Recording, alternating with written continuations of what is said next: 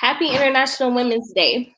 I'm Dartricia Rollins, the Assistant Director of Charis Circle, the nonprofit programming arm of Charis Books and More, the South's oldest independent feminist bookstore.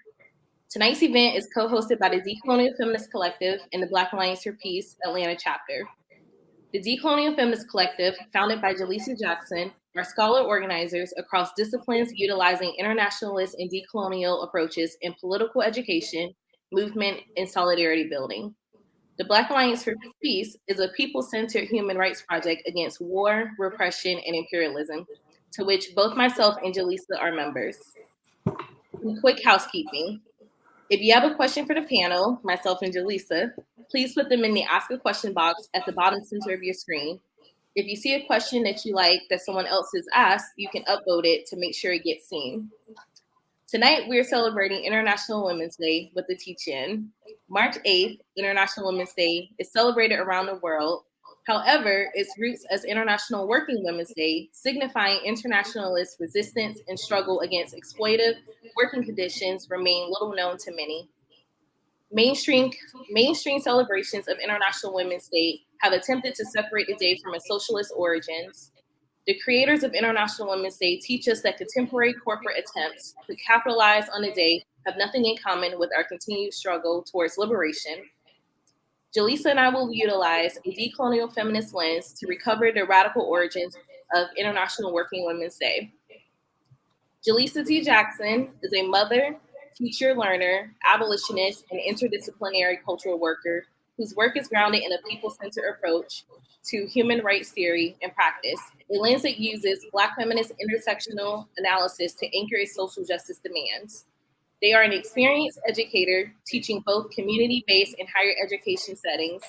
Jalessah has taught graduate and undergraduate courses in public health and social sciences, African and African diaspora studies, and gender, women, and sexuality studies. In April 2020, she founded the Decolonial Feminist Collective, a project that seeks to produce new forms of knowledge, as well as elevate, center, and amplify cultural epistemologies, experiences, and knowledges.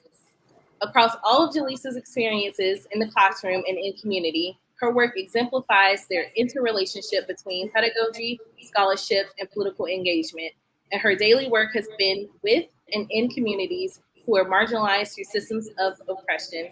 Welcome, Jalessah. Thank you. I'm really excited to be here and welcome all that are joining in. Dartricia and I have been really excited to have this conversation and glad that you chose to spend your International Working Women's Day with us. I know that there were a few other really interesting looking events, and so feeling special that y'all are here with us this evening. I want to begin with a land acknowledgement. I'm sure folks are zooming in from all over, and actually it'd be really cool if you wanted to drop in the chat where you are connecting to us from. But yeah, we just wanted to start by acknowledging that we are zooming in from the stolen territory of the Muskogee Creek people. These folks are descendants of mound builders, and the Muskogee people were expelled from their ancestral lands, which include the areas now known as Alabama, Georgia, Florida, South Carolina. And before the United States government sold their homelands, they lived in autonomous communities together and formed a multi-part union known as the Muskogee Creek Confederacy. I think that, I'm zooming in from Decatur, Georgia, by the way. Most Muskogee in the area of present-day Georgia were speakers of Hittichi, one of multiple Muskogean languages, and one of the many indigenous languages which has perished due to European invasion and genocide.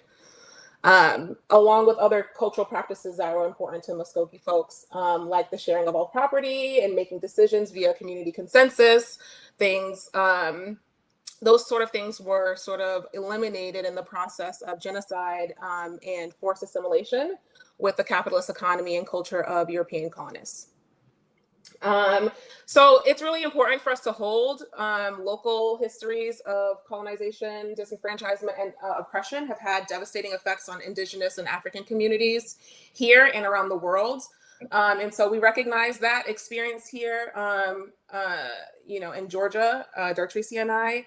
And we recognize that the knowledges and experiences of these peoples, of these nations, are connected to the land, and they're dynamically present in this space today. And so as participants and attendees engaging with concepts of, fugitive learning, knowledge production, coloniality, decolonial feminism, internationalism, we recognize that it's our responsibility to respect Indigenous ways of knowing and being. And we'll get into that a little bit when we talk more about what decolonial feminism is. But yeah, I want to encourage you all to drop where you're zooming in from in the chat. And if you don't know which territories you reside on, I encourage you to find out. I'm dropping a link where you might be able to do that here in the chat for you all. And so, yeah, thanks for that, for listening. Awesome. Okay, thank you. So we're going to get right into literally recovering the socialist origins of International Working Women's Day. So on March 8th, 1908, in New York, 15,000 largely immigrant women marched for labor, voting rights, and challenged class exploitation. The first International Women's Day was celebrated in the United States on February 28, 1909, following a declaration by the Socialist Party of America. The SPA women considered the day an integral part of the struggle to bring to light women's global fight for equal rights. Emphasis on global, y'all. In 1910, the Socialist International organized the first International Women's Conference in Copenhagen, Denmark. Inspired by the commemoration of working women on International Women's Day, the German socialist Claudia Jones petitioned for the day to be recognized as an annual national holiday. In 1977, the United Nations declared March 8th as International Women's Day, a day each year when the world should celebrate, recognize, and remember women and the accomplishments they have made in society. Although it is important for us to study the past, it is not enough to celebrate, recognize, and remember. It is on us as working class people to end the exploitation of our class. It was in the United Nations' best interest to recognize the holiday as a means to codify women, because doesn't it feel good to be recognized and have representation? Today, the mainstream celebration of International Women's Day is a celebration of girl bosses relishing in the spoils of capitalism and imperialism, advocating for positions as CEOs of giant corporations, positions in the White House, or on the Supreme Court. The problem with this is International Women's Day is a working class holiday, not a celebration for a seat at the table that oppresses women domestically and internationally. What is also often missing is international solidarity. International Women's Day does not just mean that women celebrate it everywhere. It means that we are struggling and in solidarity with the working class globally. Alexandra Calante, celebrating International Women's Day precursor, Working Women's Day, remarked, "But rights alone are not enough. We have to learn to make use of them. Women in struggle, the women of the working class, make use of our rights by breaking the chains which hold us back from true liberation. We lead in the struggles of workers' rights to cancel rent and stop evictions as victims of police terror who refuse to back down and against imperialist war." When we talk of the working class, what do we mean? Class is a question of power, who has it and who does not. When we rely on our jobs to provide our health care, we do not have power. When a job can fire us at any time, putting us in the position of choosing whether or not we feed ourselves and our families or pay rent, we do not have power. And when our housing is determined by some landlord who is charging well over what the cost of the actual home is worth and threatening us with homelessness, we cannot pay. If we cannot pay, we do not have power. And when the police are sicked on us during a protest against police brutality to protect buildings and further brutalize and kill us, we do not have power. As long as we are in a pseudo-democratic society where we do not own the means of production, meaning an owner of a company reaps the benefits of our labor while tossing us scraps, we do not have power. But we can have power when we are organized. The militancy of the working class is increasing. There are labor strikes happening all across the country today. Starbucks employees are fighting and winning union representation. Organizers are working hard to create the first Amazon union in Bessemer, Alabama, despite union busting and intimidation. Nurses, teachers, bus drivers, and factory workers are striking everywhere. In an 1896 speech, Claudia Jones stated, "The main task is indeed to awaken the women's class consciousness and to incorporate them into the class struggle. And this is what we aim to do tonight in this Recovering International Working Women's Day, a decolonial feminist teaching. We're recovering today as a working class day for women across the globe and taking it back from liberal and state feminism. Word. Thank you for that grounding, Dartricia. And so now that we all know why we're here, in case we didn't know already, yeah, just wanted to welcome everybody into the space. Feel free to, drop your own thoughts and reflections as we move through our program in the chat. I'll try to do my best to keep an eye on that as well and to lift up things as I see them come in. So yeah, Dartricia just mentioned, liberal and state feminisms, right? And so what do we mean by that? Like liberal and state feminisms? I think it's important to know that there are many forms of feminism, right? And the more dominant forms of feminism are responsible for why many are hesitant to identify as a feminist. I myself had feminist politics before actually claiming Black feminism, because I had like a negative connotation associated with the word. And, Dartricia previously mentioned mainstream feminism, and as students of decolonial feminisms, we believe it's important to name the enemy, that being liberal and state feminism, right? Like, how did we start with the origins of International Working Women's Day being a day that was prioritizing or grounded in consciousness raising, demanding parity in wages, demanding working environments that are not toxic. How do we get from there to it being this sort of this corporatized day of celebration of femininity, right? And so I think it's important that we name the liberal and state feminisms, and that is liberal feminisms is what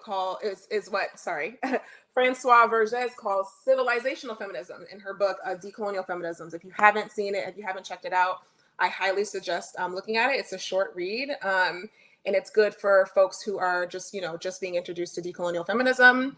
But yeah, she coins this phrase called civilizational feminism. And I really appreciated this offering for both understanding and identifying counter-revolutionary feminisms. These are feminisms that tend to focus primarily on individual freedoms, as opposed to the very real struggles of most precarious women through capitalism and white supremacy. Those folks being working women, immigrant women, refugee women, domestic workers, etc. The civilizational feminist understanding of sisterhood was and continues to be grounded in universalism.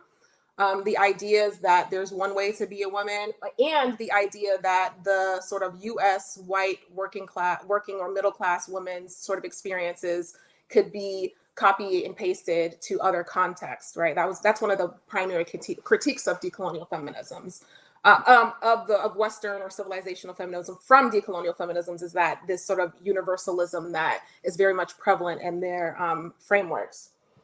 I think it's really important to know that civilizational feminisms or white feminisms or liberal/state feminisms regularly offers arguments to neoliberalism and imperialism by suggesting that the defense of quote unquote women's rights should justify armed interventions, restrictions on visa policies that we know disproportionately impact African Black people, and a close surveillance of non-white families, of queer sexualities and genders, instead promoting a watered down and counter-revolutionary equality, right? So this sort of equality feminism is being very surface and individualistic, which is very much par for the course for the United States, right? And for the West, right? Like Western individualism makes sense that the feminism is also individualist.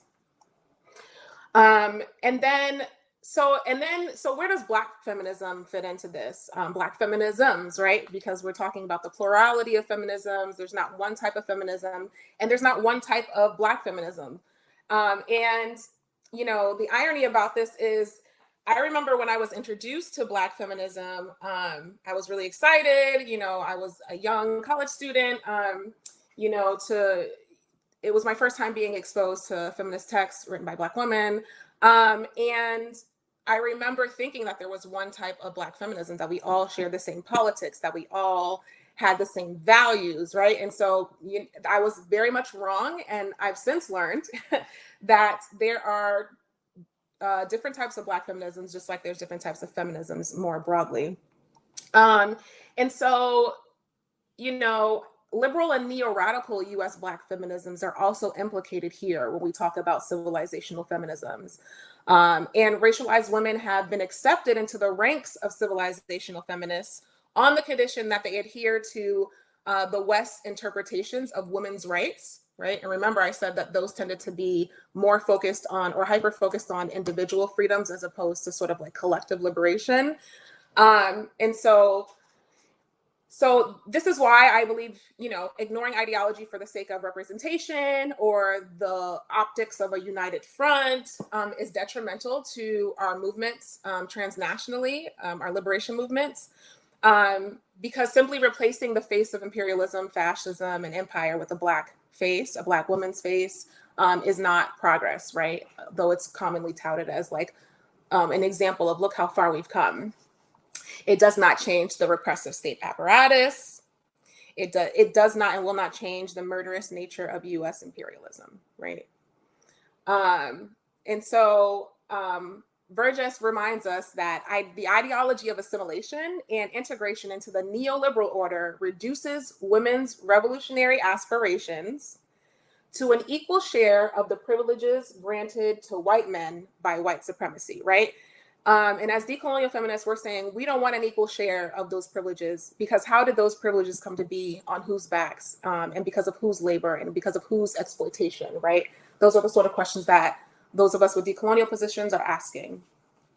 And so as a sort of like answer to the emergence and the prevalence of civilizational feminisms, we offer, and decolonial feminists offer, decolonial feminism as a framework that we might be able to work with. And now I'm going to drop in the chat a quote from one of my favorite decolonial feminist scholars, Maria Lugones. And she says, I call the analysis of racialized capitalist gender oppression the coloniality of gender. I call the possibility of overcoming coloniality of gender decolonial feminism. Okay, that's one of my favorite quotes ever. But yeah, so who was Maria Lugones and what was she talking about, right? What was she talking about? Coloniality of gender. What was she talking about? Decolonial feminisms. Racialized capitalist gender oppression. Like, what does this all mean? And so, yeah, decolonial feminism is a term that was coined by Maria Lugones. She was an Argentinian sociologist and feminist philosopher. And what she did was she extended Anibal Quijano's theorization of the colonial matrix of power, or coloniality. In these terms, if you haven't heard them before, maybe you've heard colonization, and they're related to, but different from colonization. But these terms speak to the geographical, the political, and epistemological extensions of Western hegemony, of Western domination. And this is despite the fact that folks have attained flag independence, right? So we have flag independence, but we see the sort of the continuation of Western domination through the colonial matrix of power, through coloniality, right? And so how is this made possible, right? You might be asking yourself, like, how is that happening? It's made possible through the control of the economy, through land ownership, or stealing land, the exploitation of labor.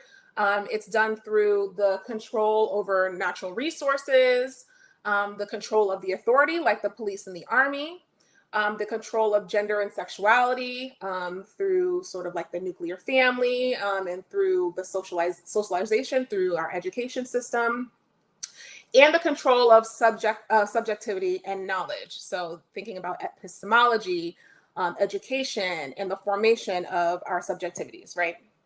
And so that kind of is, all of what I just mentioned kind of encapsulates the colonial matrix of power, or coloniality, right?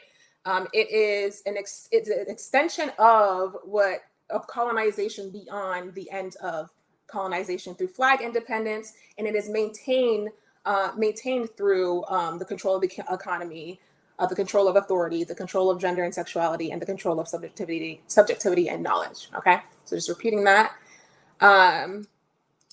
And so, yeah, I just wanted to focus in on gender a little bit for a second, because there are some gaps in the area, in this particular area, as it relates to a lot of the decolonial scholarship, which is where Lugones comes in, right? And it's through a deeper consideration of gender and its intertwined relationship with race that Lugones argues that colonization disrupted the social patterns, the gender relations, the cosmological understandings of the communities and societies that were colonized, right? And so this was done. The West imported and re-articulated a hegemonic or a European understanding of gender and sex. In two binary oppositions, right? So male, female, right? Boy, girl, binary, right? That's something that's important to remember about coloniality, is that the dichotomous thinking is sort of like really central to that. And it's a tool for domination. And in sort of the emphasis on this sort of like dichotomous way of thinking, what ends up happening is it erases various conceptualizations of sex and gender that pre-existed colonial gender systems, right? And so this is what we call the coloniality of gender. This sort of phenomenon of the prioritizing or the West importing and re-articulating hegemonic gender and sex understandings, and making it sort of like a fact instead of something that is more specific to context, right? And you have other scholars like Oyewumi, who in the Invention of Women writes about, Yoruba conceptualizations of gender, what existed prior to contact with Europeans. And so that's really important to think about, right? Like a lot of us take for granted gender in our everyday lives, but how did gender come to be? And how is gender maintained? Who maintains gender, right? These are all some questions that we might want to ask ourselves. And so, yeah, the coloniality of gender is also a term that is coined by Lugones, and it is to articulate this particular phenomenon, right? In her own words, she says, quote, "Unlike colonization, the coloniality of gender is still with us." She reminds us that it is what lies at the intersection of gender, class, race as central constructs of the capitalist world system of power. Right. And that is a quote from her groundbreaking essay, Toward a Decolonial Feminism. And if you haven't read that, I definitely encourage reading it. She really is talking her shit in that essay. Like I read it like multiple times a year. I'm not even gonna lie to y'all. And so the response to this form of coloniality is decolonial feminism, is what Dartricia and I want to like offer as something to think through with you all this evening. And decolonial feminism is a feminism that resists the colonial matrix of power in our dominant culture by deconstructing Western gender concepts and understandings that have become normalized, right? Things that we take for granted. Decolonial feminism seeks to recover indigenous world sense used intentionally, citing Oyewumi there, saying that, worldview is something that's even Western, world sense, right? Using all of our senses, which is decoloniality in practice. So seeking to recover indigenous world sense of gender, right? It's a feminism that has a history with connections to radical revolutions of the global South. It is not a feminism of equality or disparity. Rather, it's about a deep transformation of our society. And ultimately, what decolonial feminism does, which is where I find, what I find really generative, is it provides an analysis of gender that accounts for coloniality, moving us from this sort of gender equality to the destruction of the colonial systems that produce those inequalities in the first place, right? And so just as I wrap up this sort of like explainer on decolonial feminism, on the coloniality of gender, coloniality, some of the core principles of decolonial feminisms are internationalism, anti-racism, anti-imperialism, anti-capitalism, and decolonization. And decolonial feminism is always and must always be connected to actions and struggles on the ground. Thank you, Jay. Okay. That was a lot, and that was really good. Just a little bit of like theoretical grounding, right? Mhm. Because I think, right, there's so many feminisms. There's women of color feminisms. And people say there's intersectional feminisms. There's Black feminisms. Like we see all of these feminisms, and we see some overlaps and resonances, but we see some very serious departures. And I think that is critical for those of us to being able to see those departures is critical for us who are working against this colonial matrix, right? Those of us who are committed to internationalist organizing, those of us who are committed to being anti-imperialist, right? Like it's like really important for us to like really tease that out a little bit. And so I hope I didn't speak too fast. I did see somebody ask about closed captioning, and I believe that will be added to the video and before it's uploaded on YouTube. So we couldn't have it for the live event, but it'll be available for folks afterwards, just FYI. Yes, thank you. Okay, so that was very grounding. And so now we will discuss the works of a few Black women who we look to in our work.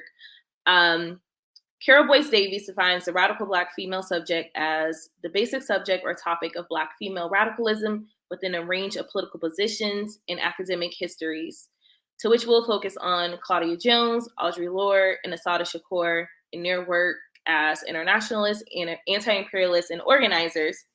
And I think that's something that's like really important, and why we wanted to focus on these three is a liberal co-optation of them and the purposeful delinking them from their radical politics. And Claudia Jones is someone who had been not that well known to most people, at least in the US, but some way, somehow, in the last year, she has been co-opted into just like a feminist and completely erasing her communism, which is wild to me. So I'll kick us off with a little bit about Claudia Jones. So she was born in Trinidad and Tobago and moved to the US at a young age. Jones was a militant journalist, and at the age of 18, she joined the Young Communist League and became involved with the national movement in defense of the Scottsboro Boys case. A talented writer and speaker, she traveled throughout the United States lecturing and organizing. In the early 1950s, she wrote a well-known column, Half the World, for the Daily Worker. As the U.S. government intensified its efforts to prosecute communists, Jones was arrested several times. She served nearly a year in a U.S. prison before being deported under the McCarran Act during the McCarthy era for her International Women's Day speech, calling for the mass organization of women against war and struggle for peace. After her prison sentence, Jones was deported to the UK. Carol Boyce Davies writes in The Left of Karl Marx, the framing of deportation in terms of criminality in the United States mass de facto deportation is one of the ways that all states use to construct the citizenship they desire. In other words, the U.S. refused to tolerate a militant Black woman, so they got rid of her, or so they thought.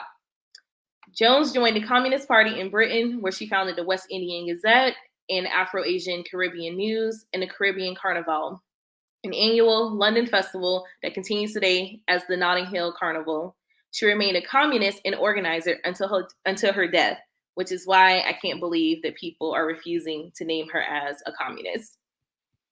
So I will read a brief excerpt from Claudia Jones's historic International Women's Day speech. The speech that she was ultimately arrested, tried, imprisoned, and deported for. The special significance of this holiday this year, its particular meaning for labor progressives, communists, and for American working women generally, is to be found in the widespread condemnation among numerous sections of the American people of Truman's cold-blooded order to produce the hydrogen bomb and to inaugurate a suicidal atomic and hydrogen weapon. Not to the liking of the imperialist ideologists of the American century, is the growing indication by millions of American women of their opposition to war, their ardent desire for peace, their rejection of the Truman bipartisan war policy. In her statement to the court before being sentenced in 1953, Jones states, The prosecution also canceled out the overt act which accompanied the original indictment of the defendant Jones, entitled Women in the Struggle for Peace and Security, her International Women's Day speech. And why, Your Honor? It cannot be read, Your Honor. It urges American mothers, Negro women, and white to emulate the peace struggles of their anti-fascist sisters in Latin America, in the new European democracies, the Soviet Union, in Asia and Africa, to end the bestial Korean War, to stop Operation Killer, to bring our boys home, to reject the militarist threat to embroil us in a war with China so that our children should not suffer the fate of the Korean babies murdered by napalm bombs of B-29s, or the fate of Hiroshima. Is all this not further proof that what we were also tried for was opposition to racist ideas, so integral a part of the desperate drive by the men of Wall Street to war and fascism? So what does Claudia Jones's International Women's Day speech teach us today? That our interests are not aligned with the state that has been at war with us domestically in the world since its founding in genocide and enslavement. Who is sent to fight these wars? Is it Biden or Kamala? Nope, it's us, the poor and working class, sent to fight other poor and working class and oppressed people in other countries. Folks that we should be fighting with, not against. What we can also learn from Claudia Jones is that the state will find any way to repress anyone that challenges their domination. Let me be clear that Claudia Jones's role as a journalist and cultural worker was incredibly important to the movement.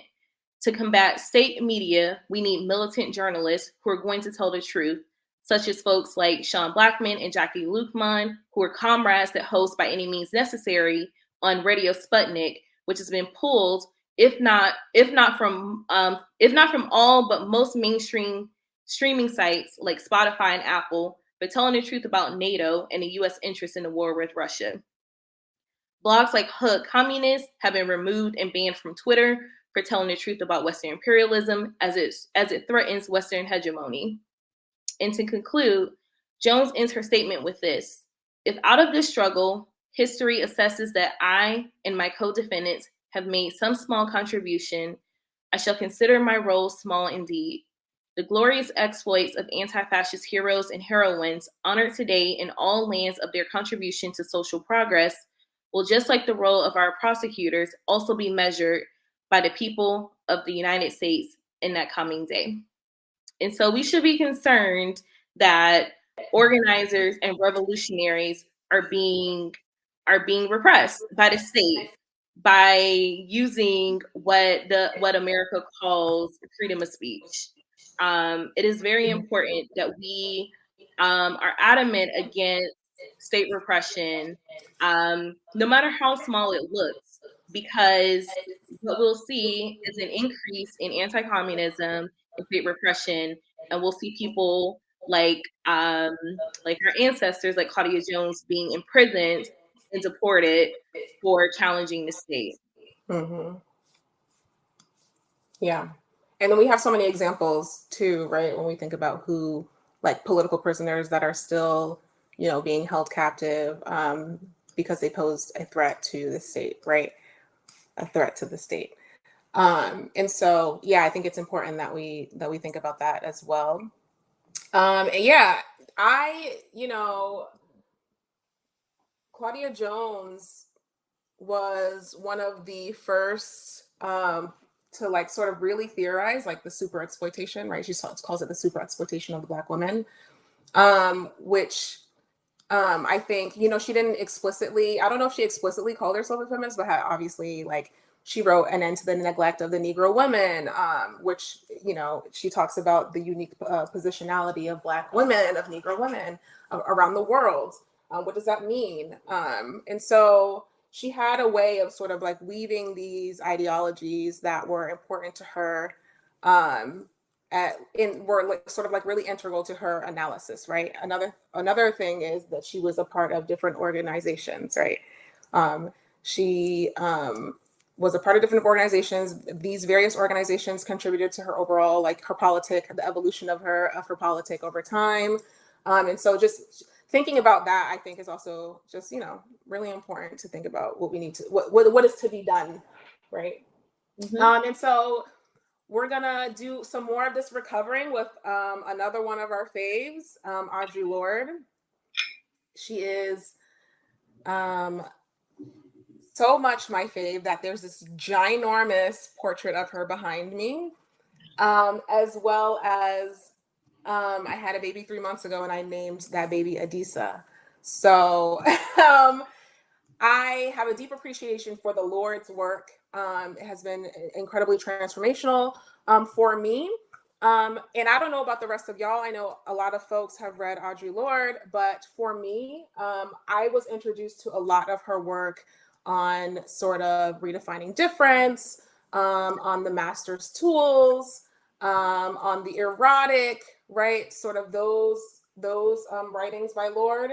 And on a lot of syllabi, a lot of her like post 1980s work did not appear, right? Like we weren't really engaging with some of her work beyond 1980s, and I found that interesting, right? And so I have been doing a little bit of like returning to Audre Lorde's work.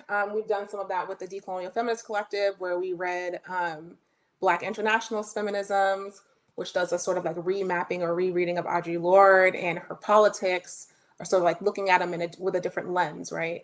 Looking at her politics beyond the sort of like self-help feminist lens. And so I think that's, we wanted to include her because we thought it'd be interesting to like be in dialogue with y'all about her work. So yeah, much of the scholarship on Lorde delinks her anti-imperialist critiques of US hegemony from her theorization of identity.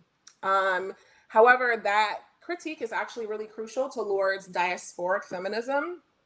And examples of these critiques can be found in Lorde's essays, Grenada Revisited, an interim report, Equal Opportunity, which is a poem that she wrote, and Apartheid USA, another essay where we really see Lorde exploring and criticizing, exploring the roles of like Black people in the United States, but also criticizing US empire.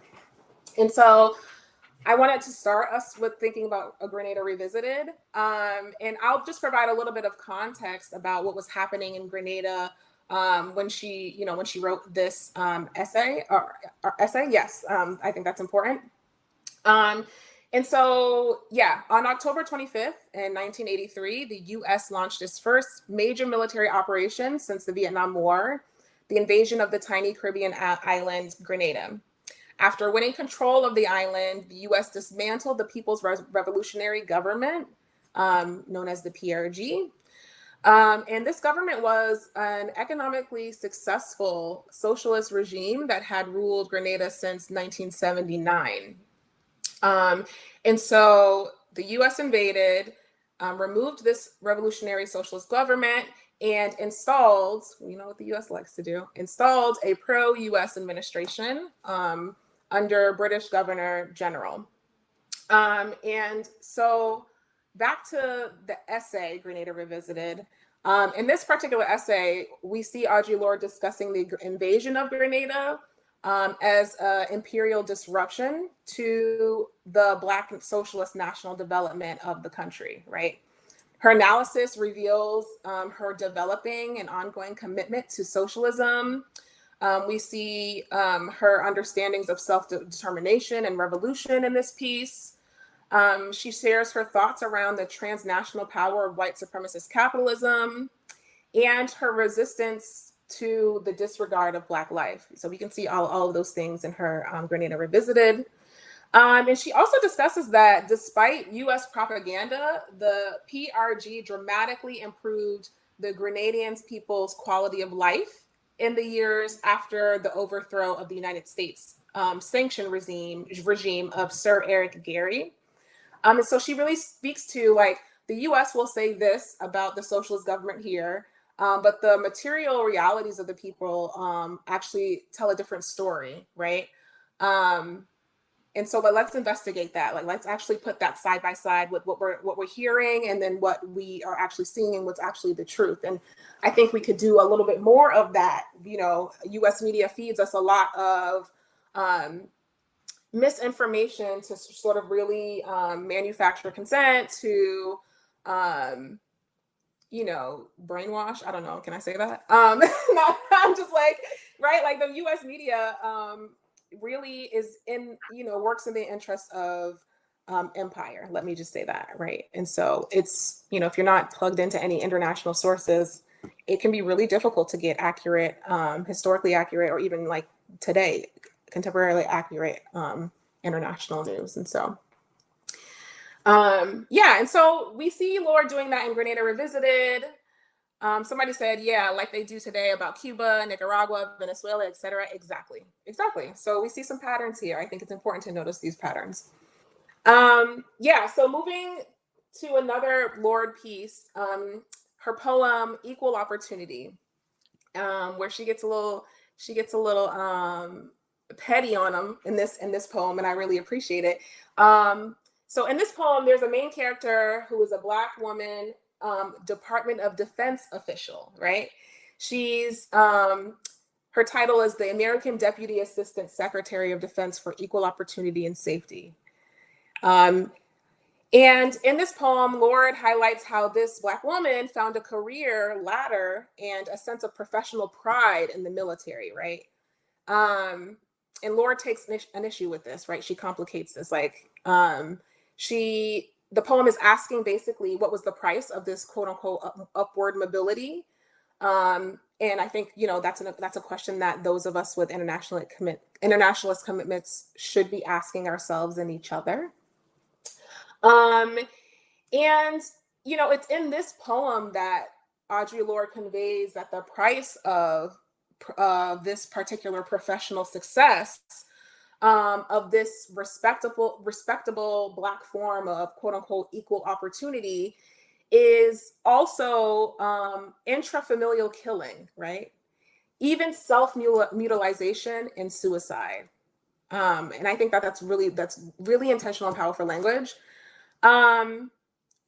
Lorde, she explores the ideas about, you know, the U.S. military, and she asserts that the U.S.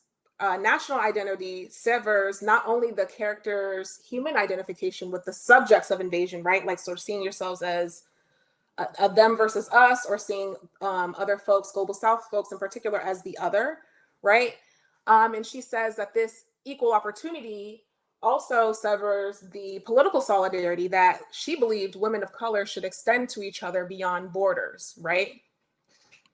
And so I think that that's really important to think about it. And I think that we can read her poem, Equal Opportunity, as a statement of internationalist feminist solidarity, as well as a critique of how US Black progressive and liberals approach pursuing equal opportunity in a way that violates solidarity, the possibilities of solidarity amongst Black and Brown people, by enlisting Black people in the United States imperial project. And so, yeah, I think that that's something. I'll also say that some additional themes in her work post-1980s include solidarity with Indigenous rights. She called attention to the violence of Australian nationalism and does not conflate it with the resistant nationalism of the oppressed people, oppressed Indigenous people of Australia. And another theme that she carries in her writing is the theme of revolutionary mothering, or in her own words, raising children as warriors rather than cannon fodder, right? Lorde believed that parents could contribute to liberatory struggles if they developed a cohesive vision for that world in which they hoped that their children would participate in a responsible way for the shaping of that world, for that sort of like the creation of that new world. And one of my, a quote that I really enjoy from Lorde on like that critiques US imperialism, a sort of section of that is, she writes, "What does it mean, our wars being fought by our children? And I just, I think that we should ruminate on that a little bit, right? Especially as we, in our current political moment where we see this sort of movement towards war.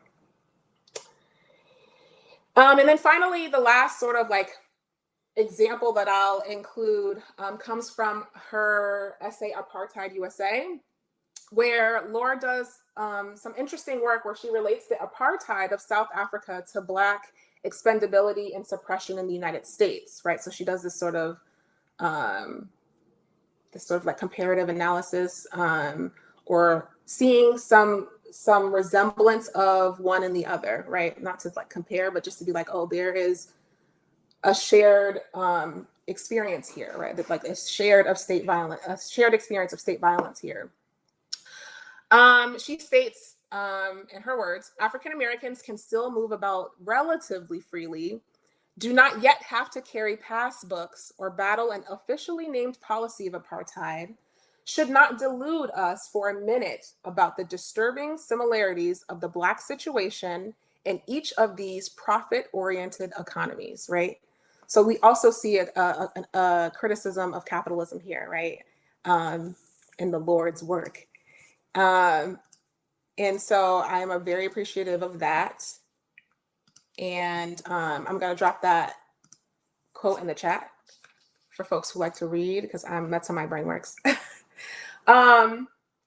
So yeah, Audre Lorde's anti-imperialist consciousness, what I want to like really hammer home, I guess, is that it's often omitted from most of her shared works, right? I think I see some folks in the chat saying, Sister Outsider is reduced to her writings about gender antagonisms. Yes, Erica. Lorde's internationalism has been overlooked to our detriment because she offers so much analysis towards it. Erica, again, yes, thank you so much for those offerings. And yeah, Grenada Revisited, very much one of the least read, but it's like so politically astute, that essay. It's like, I'm like, I wish every Black feminist read this ever. So yeah, that's that on that. So yeah, it's omitted from a lot of her shared work, and it's to our detriment, because for Audre Lorde, identifying as a US citizen did not mean identifying with the US nation state. It meant disidentifying with its racist, homophobic, imperialistic forms of domination, right? And I think that this is a really important distinction, as it's been useful to my own understanding of my responsibility as a person with international commitments, and something that I've been thinking through for a few years, especially as a Black person existing in the belly of the beast, but like a US passport holder. And what does that mean when I'm in other locations? And how does that mean I need to show up in other contexts, right? And there have been plenty of critiques levied at US feminists, white and Black alike, for how they sort of are not critical enough of their complicity, or critical enough of the ways that they might be complicit in US imperialism and the maintenance and the sustenance of empire, and how that is to the detriment of our comrades of the Global South. Yes, child, she watching over me. I be needing the blessings, okay? And then I'll end my Audre Lorde section by just saying, yeah, I'll leave it with a few questions, and I'll pose it to us and the participants for us to like really think about. And it comes from, one of the questions comes from her February 18th, 1984 journal entry, where we see her sort of pursuing the implications of one's position and relative power as an American. Like, what does it mean? What does your relative power mean as a US citizen? And then she leads us to ask ourselves an important question. She writes, we must train ourselves to question what our Blackness, our Africanness can mean in the world stage, and how, as members of that international community, we must assume responsibility for our actions or lack of action as Americans. How are we morally implicated in the atrocities of US empire? And what are we willing to do about it? That's the question. What are we willing to do about it? That's the question. You know, I've been in conversation with people before, and when asked like what makes them an internationalist, their answer is usually just like them traveling internationally. And I'm just like, or them like going to live abroad, and they even tried to like, implicate Audre Lorde, like, well, she left and moved to St. Croix, and that's not the same. Right. I think it's important as Black people living in America that we are anti-imperialist always. Like, yeah, A Small Place by Jamaica Kincaid is incredible. It's so good. So good. It's just like one long meditation.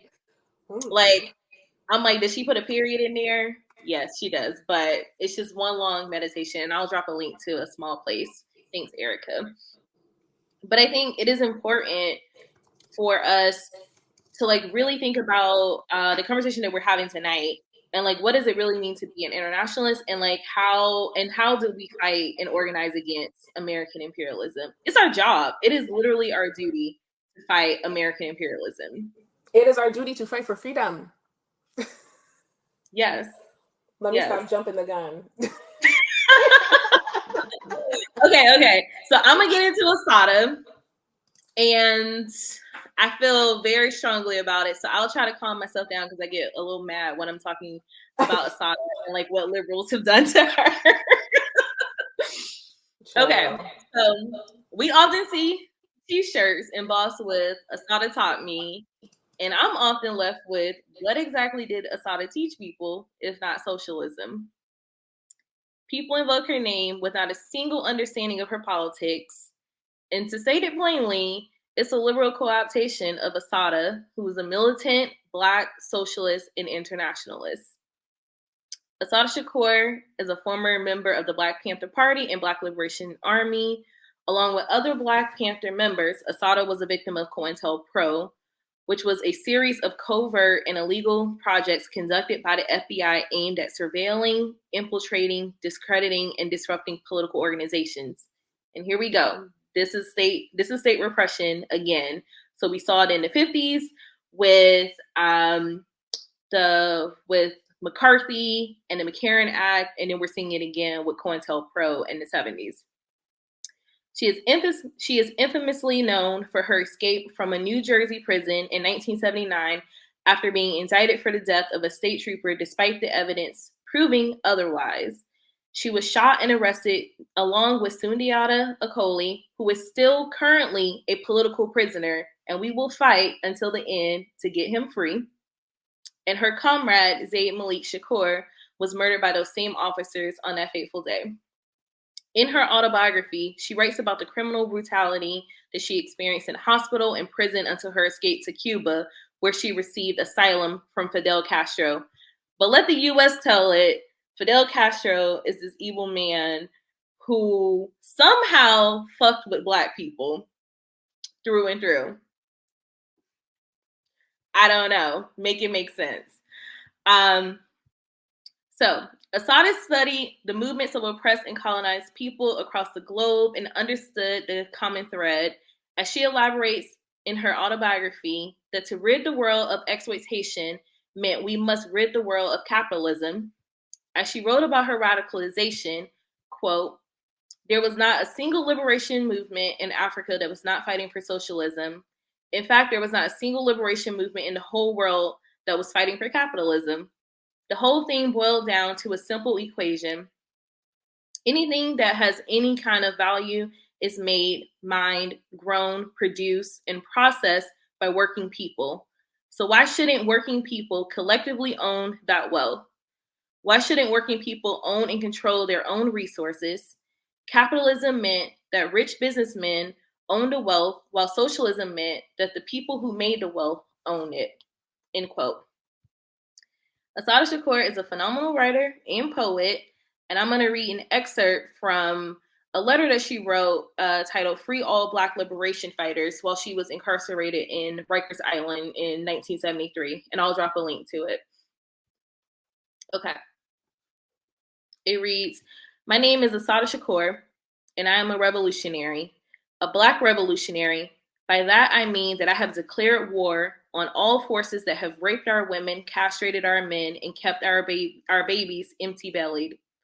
I have declared war on the rich who prosper on our poverty, the politicians who lie to us with smiling faces, and all the mindless, heartless robots who protect them and their property. I'm a Black revolutionary, and as such, I'm a victim of all the wrath, hatred, and slander that America is capable of. Like all other Black revolutionaries, America is trying to lynch me. I'm a Black revolutionary woman, and because of this, I have been charged with and accused of every alleged crime in which a woman was believed to have participated. The alleged crimes of which only men were supposedly involved, I've been accused of planning. They have plastered pictures alleged to be me in post offices, airports, hotels, police cars, subways, banks, television, and newspapers. They have offered over $50,000 in rewards for my capture, and they have issued orders to shoot on sight and shoot to kill. I'm a Black revolutionary, and by definition, that makes me a part of the Black Liberation Army. The pigs have used their newspapers and TVs to paint the Black Liberation Army as vicious, brutal, mad dog criminals. They have called us gangsters and gun moles and have compared us to such characters as John Dillinger and Ma Barker. It should be clear. It must be clear to anyone who can think, see, or hear that we are the victims and not the criminals. It should also be clear to us by now who the real criminals are. Nixon and his crime partners have murdered hundreds of third world brothers and sisters in Vietnam, Cambodia, Mozambique, Angola, and South Africa. As was proved by Watergate, the top law enforcement officials in this country are a lying bunch of criminals. The president, 2 attorney generals, the head of the FBI, the head of the CIA, and half the White House staff have been implicated in the Watergate crimes. Asad is crystal clear about who the enemy is, the capitalist and imperialist state.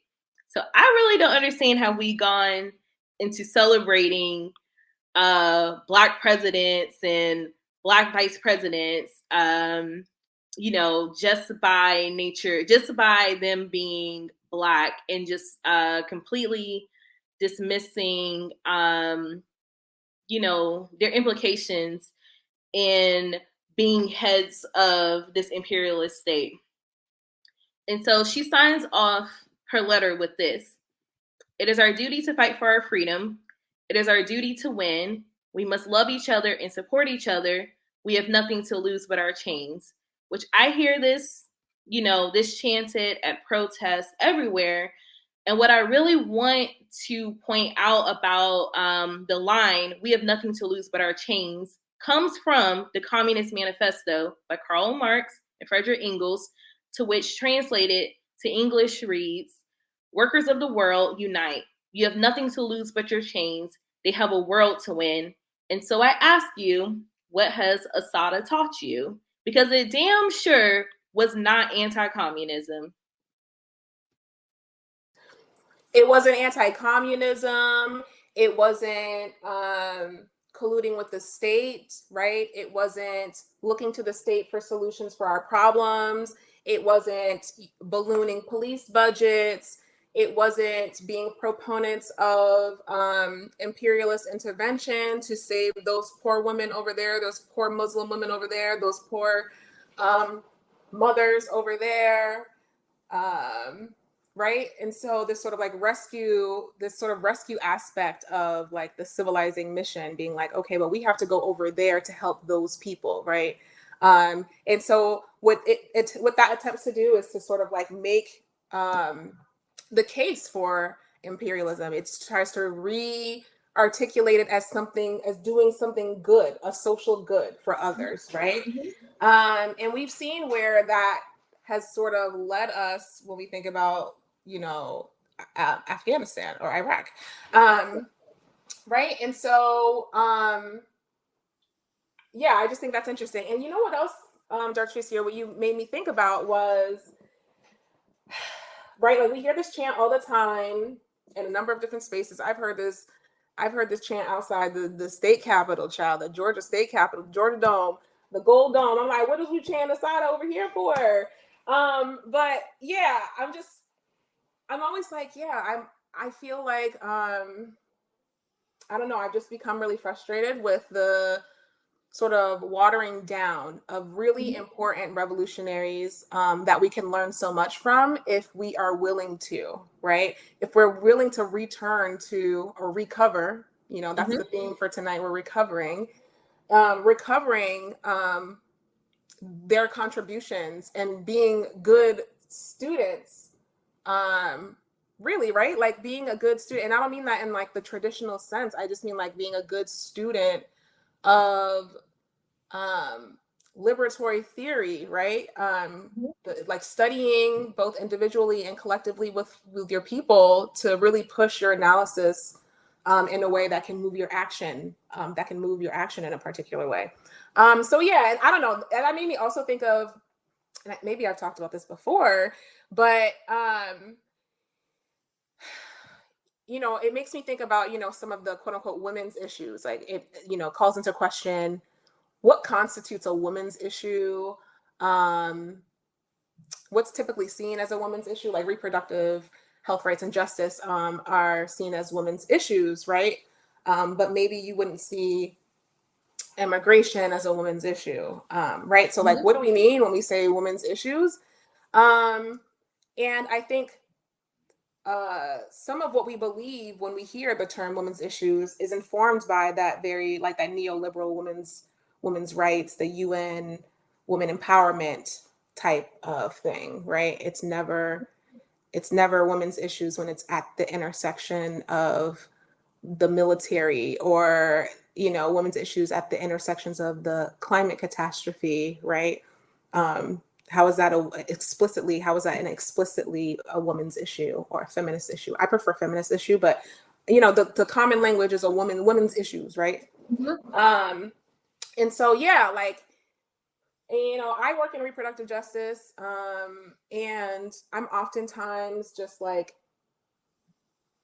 curious about, like, I don't know, this is like a self-critique, right? Like this is self-critique of, I'm in the movement, so I can say what I want to say. I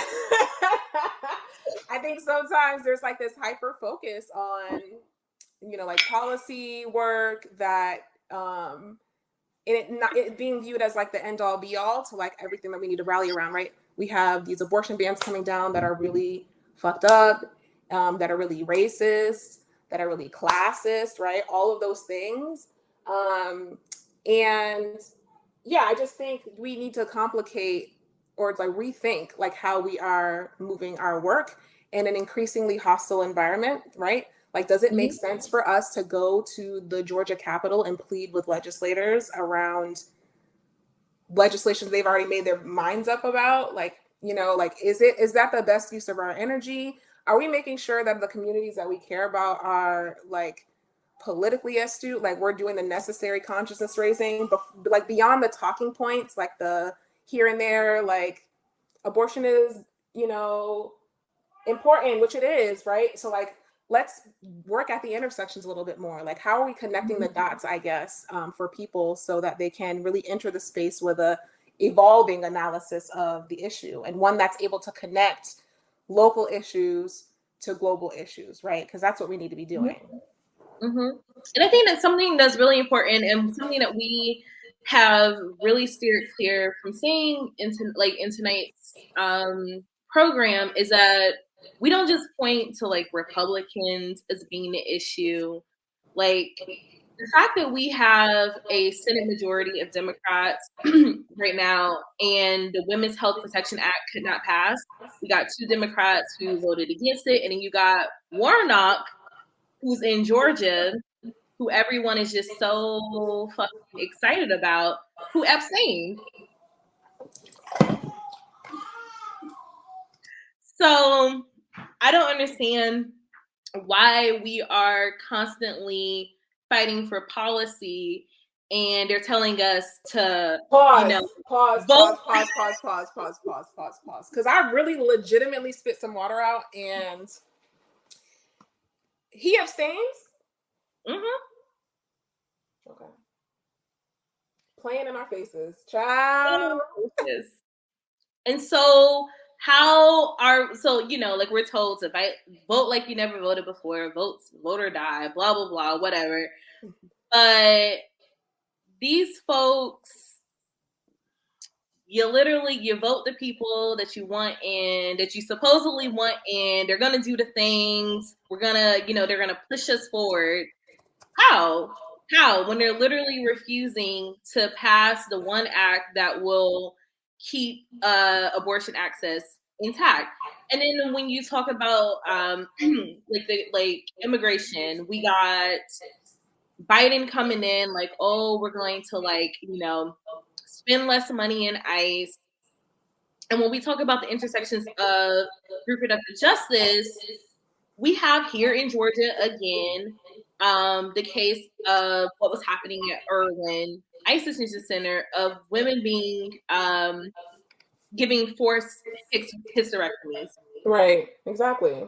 And there was like a week or two of outrage around it. And all they did was shifted those people, moved them from Irwin, and then moved them to Folkestone, which is where they are currently building like the biggest ICE facility in Georgia. Right. Exactly. Salome says this is what happens when we ignore material manifestations of these quote unquote strategies. Shout out to the home team. Salome is the co-chair of the Decolonial Feminist Collective. And you are absolutely right. Michelle says that they care about maintaining power over actually acting in the interest of the people that elected them, for sure. It's about power and control and never about justice and transformation. That's facts. Though they might use that language, right? Again, I said, like, it's really important for us to pay attention to patterns. Like, how many times do we let these people lie to us, right? Like, how many times do we allow that? And then, like, maybe we should do something different, right? And this is where, like, finding an organization with folks who are trying to do something different is really, really critical, right? And then, yeah, Marco says they act like a nation founded on genocide and slavery could actually become a democracy, right? All right, let's start there, right? Yeah, for sure. Yeah, and so like these are some of the contradictions that exist, right? And and these issues that impact women that are not seen as women's issues. Another one could be maybe the climate catastrophe, right? And if we do like a South to South comparison, right, we could do that as well when we think about the sort of environmental conditions that Black folks in the United States are contending with. I have an example of, Burke County, Georgia. There is a nuclear power plant there where it's for the military. Like they are making machine things for the military. It's in a rural county, a predominantly Black county. And this sort of factory is one of the only employment opportunities for the people in Burke County, right? And so they don't have options because it's a very rural space, right? And so what does that mean, right? Like what does that mean for the folks that have to work there? It means that they are subjecting themselves or exposing themselves to really harmful chemicals because they have to meet their immediate material needs, like feeding their children, like paying their rent, like clothing their families, right? Like healthcare, right? Like we in a whole damn pandemic right now.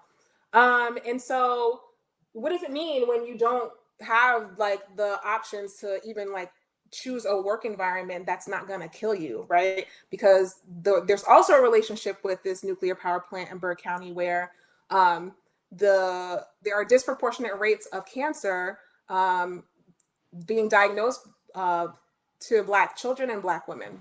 Sorry, I'm like mincing my words, but Black women and Black children are being disproportionately diagnosed with cancer. And so you can sort of see like there's a relationship between this harmful nuclear power plant that's like contaminating the Savannah River and waterways and things of that nature, really having long-lasting harmful impacts on community, right? But the dominant conversation around the climate catastrophe tends to be tends to focus on individual things that we need to do, like recycling, right? And does not sort of really point to the role that these large corporations play in contaminating the earth, right? Right, but we're being asked to change like what we're doing. And then we also see the pointing the finger of global South countries, namely some countries in Africa where folks are like, well, y'all need to do X, Y, and Z. You see like the West saying, particularly the United States, well, are you doing this? Are you doing this? Instead of looking inward, which is, we're real good at doing that. And so pointing the finger everywhere. Right, exactly. And so you think about that, you can also think about the sort of the lives of rural women in the landless movement. When we think about sort of like a Central American or South American example of the climate catastrophe and like the usage of pesticides and how that threatens the health and well-being of rural women, children, and their families. And what is it all for? It's to generate high costs for the capitalist system, and people end up being exposed to hunger, diseases, pandemics, climate change, ultimately worsening the lives of women, right? And so the struggle against the structural violence of the capitalist system that threatens women's lives is also the struggles of landless women in the global South, right?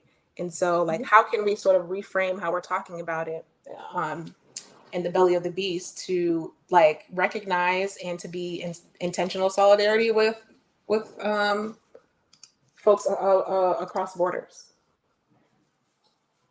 Exactly. And that's not by parroting mainstream media telling us that we need to be at war. Right.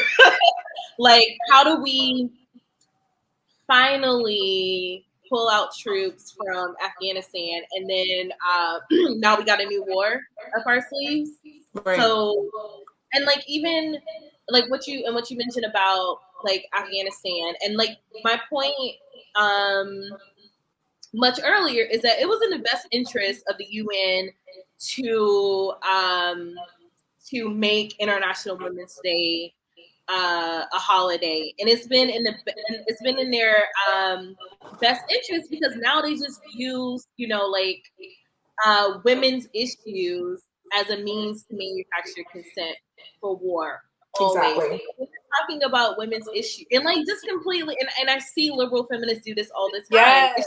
It's like, fuck those men. Right. Fuck those boys. Well, when they're children, I guess it's okay. But just this wholesale othering of people to the point that like, and I think people just like really mix like men and patriarchy. Those are not the same thing. And when wholesale just say men are last, like we can't do that. Yeah, not as Black people, not as Africans. Facts. Combahee River Collective said that. We struggle with our men and against these like misogynistic, sexist tendencies, right? Audre Lorde talks about, I believe it was Audre Lorde. Was it Audre Lorde? Y'all correct me if it was June Jordan, child. I be getting stuff mixed up. I've been up for a long time today. Said, my child over here laughing at me. And what she say? Dartricia, what did Audre Lorde say? Oh, she said, you fear your sons will like, what'd she say? You fear that your sons will like kill you in the street. I fear that the police or something, the state will kill my son. Something like that. Something to that effect. Not a direct quote, obviously. I'll find it. But yeah, I think like, you see these themes recurring with the Black feminists. And I think it's also important to note, like while we're on this tip, like decolonial feminism doesn't situate patriarchy as the primary enemy. And civilizational feminisms, US feminisms, liberal feminisms does, right? It's very much hyper focused on that, and it doesn't extend the sort of theorization of patriarchy to the state. Like, how is the state also patriarchal, right? And so, yeah, so it's an analysis that's very limited in scope. And I think that's why I felt like, that's why we wanted to recover. We wanted to be like, okay, like, this is what we're seeing. These are the patterns that we're seeing, and they have harmful impacts. They not only have harmful impacts for our current movement, but for folks that are sort of like in that pipeline that we want to bring into the fold, are sort of like learning the wrong shit, right? And so I think it's important that we constantly do this recovering, that Carol Boyce Davies talks about in Left of Karl Marx, recovering of the Black radical female subject. The insistence on an internationalist analysis, the relationships that they cultivated through intentional solidarity, through material means and otherwise, with global South feminists, the intention behind having interepistemic dialogue, right? Like, this is what's going on in my context. This is what we're dealing with. Oh, we're dealing with this too, but it looks a little different like these ways. Like, how can we come and like really build power in that way? And wouldn't that be like really revolutionary to think about how we might do that collectively? So yeah, like thinking about solidarity as like an action-oriented thing. It's not just a thing that you say, it's a thing that you do. It's how you live your life. It's something that, it requires that you ask what, I like to say this, Salome's quote, what is your relationship to the state, right? Mm-hmm. It requires that you continuously ask yourself those questions. And sometimes the answer might be uncomfortable. And then you have a decision to make. Yes. And I think even following the line, Erica put in the chat, like about sanctions, people think that like calling for sanctions is this apolitical thing. Like, it's like not war. It's not violent. Sanctions literally, one, they're going to affect women and children first, because those are usually the people the most impoverished. But sanctions literally starve a nation. And I think when people, when you think about countries, they think of heads of state. They think of the president and not like a whole country of people who are trying to live and survive there. And when we call for economic sanctions and blockades, all we're saying is fuck them, let them starve. But like, don't drop a bomb on them today. Right. So it really turns it on its head, right? Like, it really I feel like it really highlights the contradictions, right? And this is why we have to be good students. This is why we have to study, because we have to notice the patterns over time, right? And that phenomenon that you're sort of like describing, I really like in Burgess's book, A Decolonial Feminism, she calls it femo imperialism. And I really appreciated like her putting language and adding texture to what we're seeing, because it's really, really important. And then what does it mean also, like in our relationship to the United Nations, where we look to be the sort of like quote unquote neutral purveyor of human rights, when when the United Nations has always worked in the best interest of the West, right? And so what does a people-centered human rights look like, as opposed to the UN's framework of human rights, right? Like, how could we even like get down to that? Because a lot of our movements are sort of grounded in like, human rights framework. Reproductive justice, for example, is grounded in the human rights framework. And so maybe it's time to complicate how we're thinking about it. Maybe we should revisit that. And I think the willingness to do that, like, it's okay to go back and be like, actually, you know what? We've evolved past that. That wasn't working.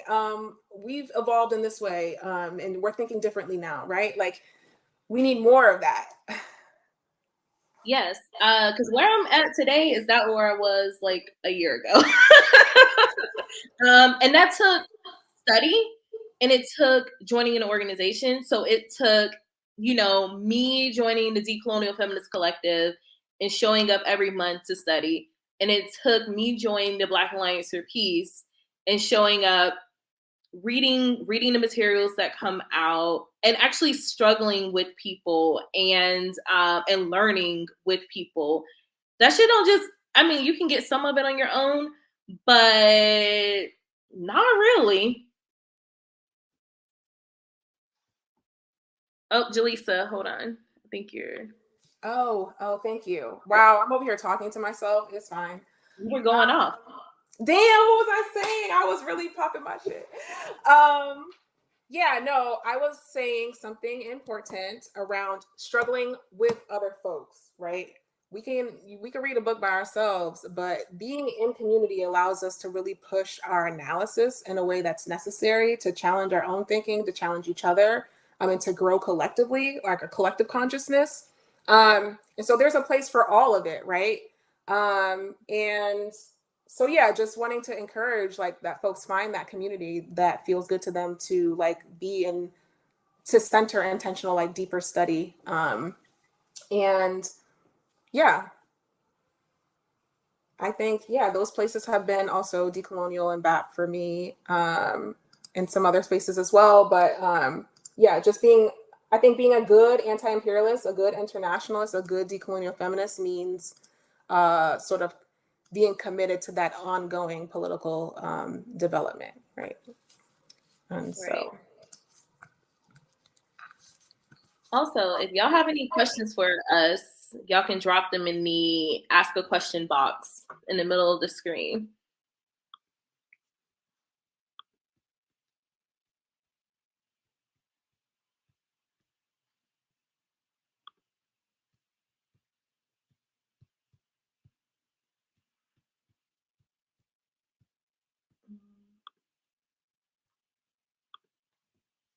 But yeah, I appreciate this as our celebration of International Women's Day. Yeah.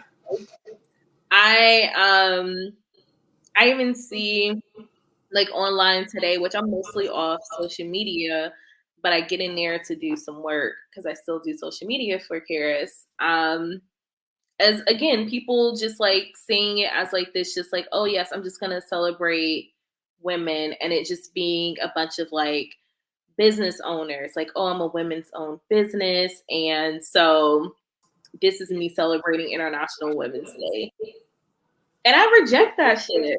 Yeah, I vehemently reject that form of, that sort of women's equality form of celebrating the work that the world is built on, right? Like, stop playing with me talking about some girl boss shit and start talking with me about the fact that the women of the global south are the reason why women of the global north have a lot of the things that they have, right? On whose backs, at whose expense, because of whose exploitation. Like, take a look at your clothes, take a look at the tags. Where was it made? Was it made in Bangladesh?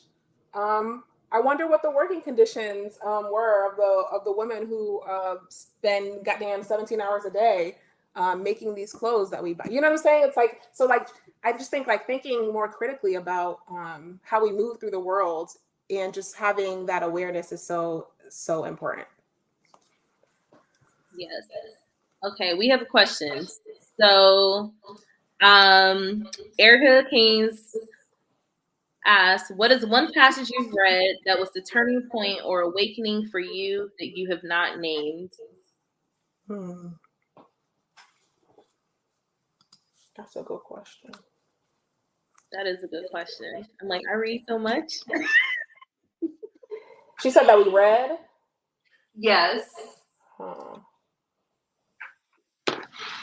Where the stack at? Where the stack at, Dartricia? Oh, you know what? Hold on. I'm sorry, y'all. I'm going to get up real quick.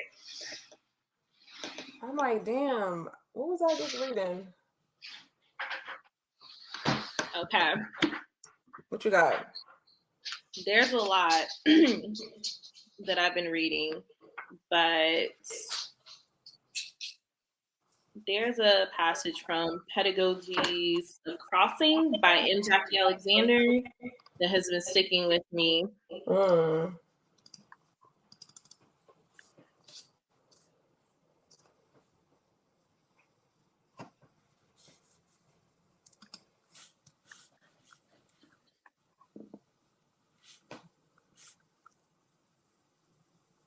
Okay. So this is from Pedagogies of Crossing by M. Jackie Alexander. And I'm going to read a short-ish paragraph. It says, in terms of the students' claims, it seemed initially that while culture was the presumed point of comparison in both parts of the equation, quote, they have their culture, we have ours, it was reified in the context of the third world and rendered absent in that of the first world. But it is perhaps more accurate to say that culture was always determined in the former and effectively absent in the latter. A situation that amplifies Uma Nayaran's claim that culture explanations are proffered more readily to problems in third world contexts than they are in Western contexts. One effect is the muting or evisceration of political and ideological processes. In the case of the third world, culture stood in for values which almost arithmetically added up to tradition, whereas in the case of the first world, culture operated as proxy, not for values, but for constructs such as class, wealth, and intelligence, very constructs that produce too much difference. Mm-hmm. Mm-hmm. That's my passage. What's yours? I don't know. I'm really over here like, girl, you don't got hundreds of books in this house and you can't think of a single passage. It be that way. Listen, I work as a whole ass bookseller, and people ask me, what's your favorite book or what's the last book you've read? And I'm like, I read 5 yesterday. Currently reading 5 books at the same time. Always. Well, okay, but actually, I don't have a direct passage, but I'll share that last year, the collective, we read Decolonization and Afrofeminism by Sylvia Tamale. And it was really refreshing to get decolonial and feminist perspectives that were from the continent, right? Like, I feel like that's something that a lot of, like, we don't get to see a lot of, and or read a lot of, but we don't have as much access to, right? Like, even when we ordered the book, like, how long did it take to come? Because I think the publisher is not even so just having that intentionality behind reading, like, feminists that are not US feminists, and that has been life altering for me, like irreversibly life altering. I have a level of clarity around, like, my values, principles, and, like, ideological underpinnings that I feel like I began that journey with US Black feminisms, and then sort of the sort of transnational decolonial Black feminisms really took it to the next level for me, right? Really incorporating those analyses that are important for understanding our particular political moment and what is to be done in this moment, right? Yeah. Yes. Okay, so Salome asks, what pushes you to continue this work, especially when feeling defeated?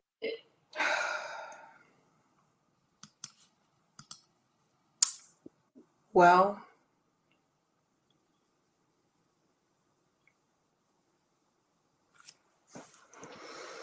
that's a good question. That is a good question. Because sometimes I'll be feeling defeated, child.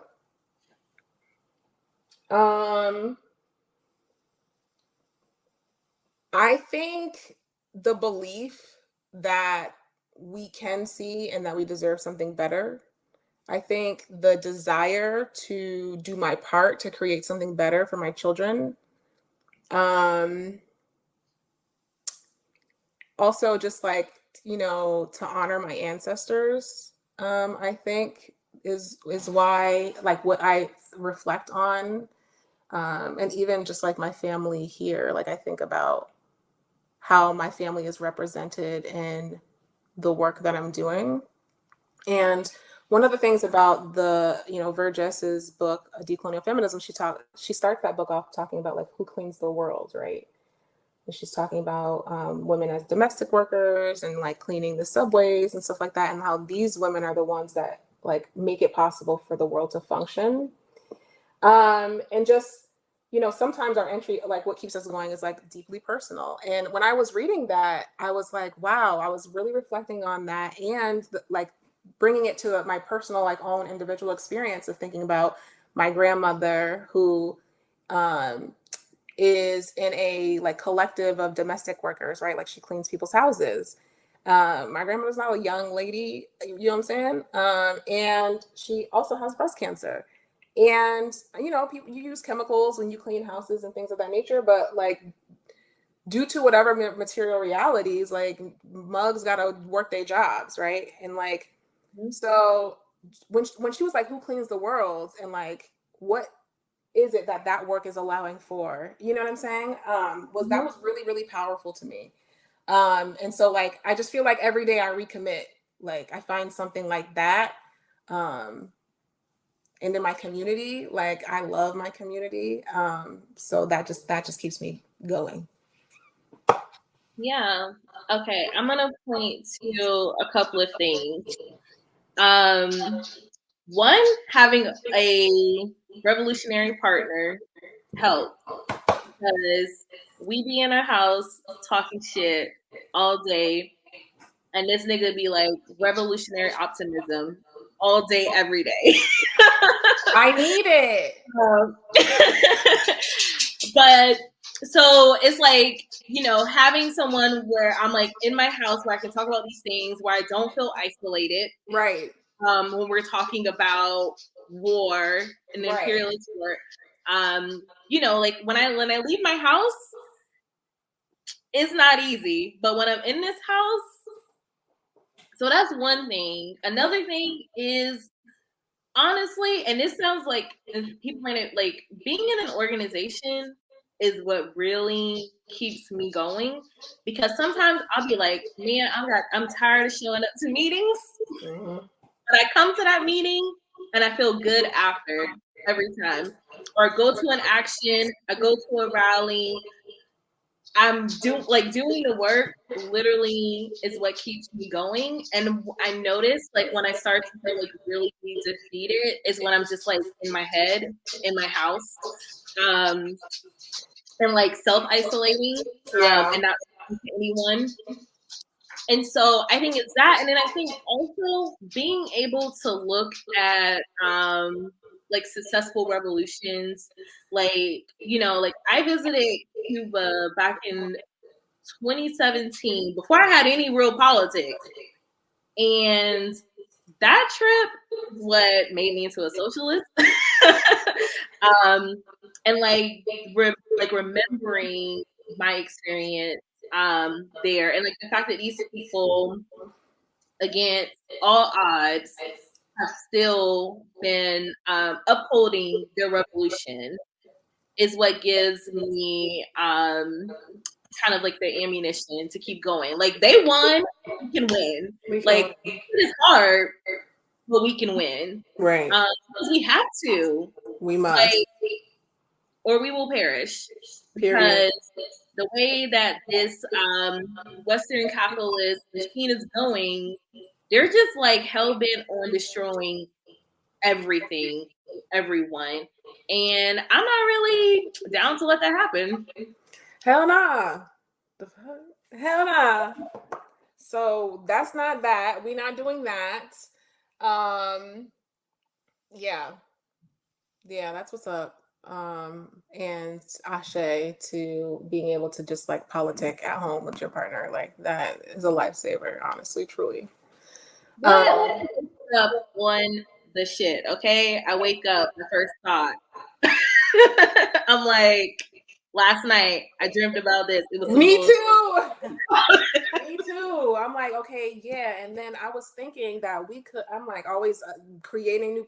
I'm just like, girl, it's the Aries in me. It's just we gotta chill. But yeah, I think those are the things that, yeah, that keep us going. And then there's one more comment. One more question that says, there are a number of Black men who have an immediate knee-jerk reaction to the word feminism as, quote, that white woman's thing, quote. How do you generally respond to that reaction?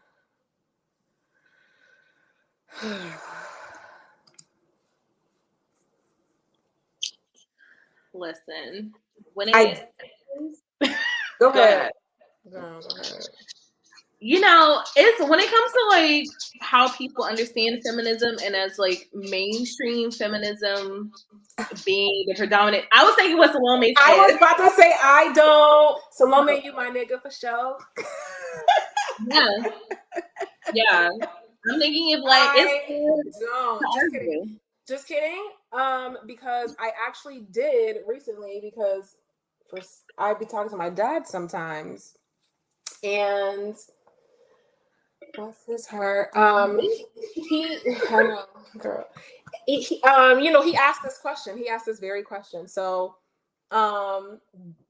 because he's my dad, I was like, all right, first let me take a deep breath, and then let me explain. Right, like even tonight, like we talked about the plurality of feminisms. Like there's not like the mainstream representation that we see does not adequately represent the politics of all of us, and so when you say feminism is a white thing, like what exactly are you speaking about? Like, are you speaking about white feminism or are you speaking about civilizational feminisms? Because this is what we believe. I think really grounding, like those conversations progress better if they progress at all, because sometimes they'll just say it's a white woman saying, and you know that mugs are trying to be argumentative, but some people are really trying to understand. And for folks that are really trying to understand, I think sort of like explaining what the sort of like ideological underpinnings of your feminism is so that they can see the possibilities in it, maybe, right? So a lot of people think of feminism as like a man-hating, like separatist, like you think about radical feminists or cultural feminists when we think about that, what types of feminisms really advocated for that. Some people really think about feminism in that frame, right? That's how it's been told to them, and so they haven't seen or heard anything different. So I think that sort of sharing the positions that, for example, a decolonial Black feminist would have, I feel like that could be a way to sort of start changing people's minds about the possibilities of feminism. Yeah, because I understand a level of weariness around feminism on its own, right? Like I have to be very explicit in naming my set of feminism because I like to just like make very clear what my commitments are. Like it's not just I'm this type of Black feminist. Like I have internationalist commitments, I have decolonial commitments, and what does that mean for how I live my actual life? Like it's not just something that I say, it's like how I live my life. And so yeah, I think sharing that with people is one way that we can bring people in, right? Because we don't want to just, we want to try to bring people in, and you know, if they're willing to learn, then you know, we support them in that, as Stokely Carmichael would say, Kwame Ture would say. And if they continue to be on some bullshit, we off them. He says that multiple times in Stokely Speaks. I'm like, I'm with it. Honestly, I'm with it. Yes. I'm curious about what his sign was. I'm gonna look it up after this. But he says we off them. And I'm like, I mean, what else are you gonna do? Anyway, so yeah, I think we take our time with our community because they're ours. Who said that?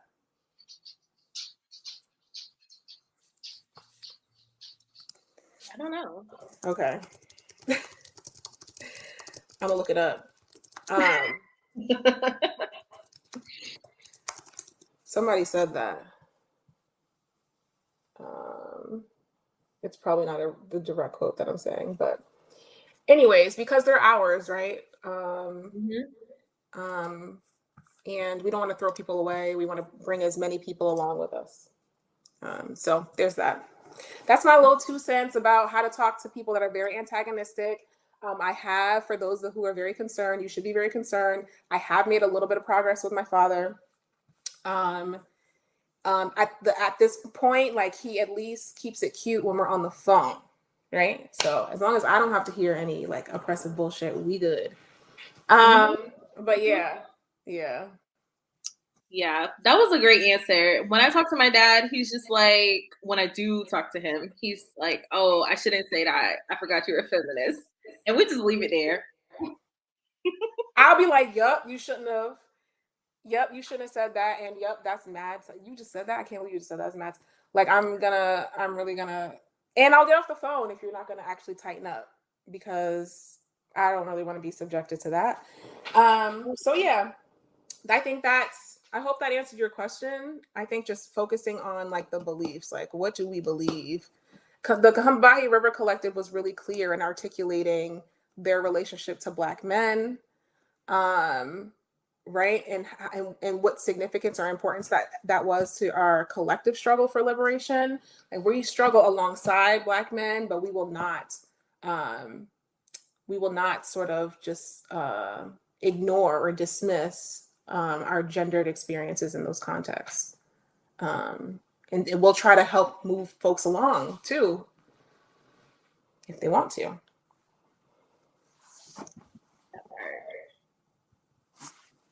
I'm gonna drop a link here. Okay, well, that kind of concludes our program. What kind of parting words do we want to leave people with? A final thought, you said? Yeah. Join an organization. Dartricia mentioned that she and I are both members of BAP, the Atlanta chapter. If you're in Atlanta and a Black person, I encourage you to go to BAP's website and read about the organization to see if there is alignment and interest. And then additionally, I convene a Decolonial Feminist reading group. Typically, Salome and I co-facilitate those spaces. That is a space where we get into some of like the nitty-gritty of the theory, but also where we think critically about like how we're all like situated in our various contexts and how we want to incorporate, what we are talking about, what we're struggling through in our daily work and our daily lives. And so, combining that theory and praxis. And so we have a reading group on the 27th of this month, and we are reading Border and Rule. And so I think that is a timely read. And yeah, so if you're interested in that, come in and see us. I provide a PDF of the text for folks that need a digital access version. And we would love to have you. There. So there's that as well. Yeah. Okay. I will echo. Come to the Decolonial Feminist Collective. I learn a lot there, always. Salome and Jalessah are dope. Join the Black Alliance for Peace. And my final thought is, when in doubt, be anti-imperialist. Facts. All right. It was great hanging out with you. Yes, likewise. Thanks for the kiki. Thanks for the invitation. And thank you all the participants for joining us, for being with us. We wanted to create this space as an offering to community. We don't claim to have all the answers, but just want to be, thinking really critically, like alongside folks on a day like today where we can really get distracted, right, by all the noise outside. And so thank you for being here and study and struggle with us. And we hope to see you in other spaces. Yeah, this conversation will be recorded and archived on Charis Books and More's YouTube channel. The chat will be here to stay, so you can come back and see it. And we will send out an email with the recording with a link with all of the readings that we did and we dropped throughout the conversation. So thank you all and have a great night.